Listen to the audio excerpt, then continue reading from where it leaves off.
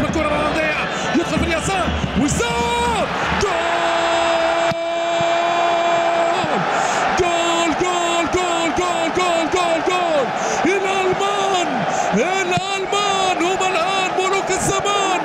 الألمان عذبوا الإسبان. نيران هؤلاء النجوم الألمان.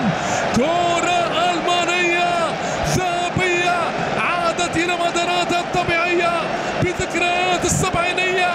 انسرتن يا أريان روبن نجم الكرة الهولندية.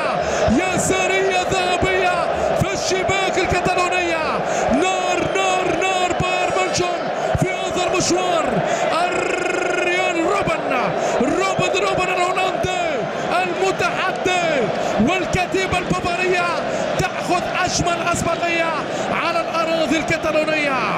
شيء كبير يا عمري، شيء كبير يا عمري.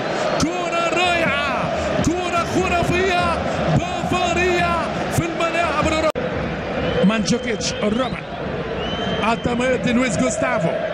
ماكينة ألمانية في التحرك، ماكينة ألمانية جول جول جول جول جول. الألمان قلت لكم مشاهدينا الكرام هم ملوك الزمان. بالنيران يكتوي الإسبان. نيران صديقة لبيكن باور جيرار بيكي. انتهى الدور السيدي برشلونة. كرة ألمانية نارية. ريبيري في التوزيع وجيرار بيكي يضع الكرة في الشباك وهو الفتاك. والنهاية دراماتيكية للكتيبة الكتالونية.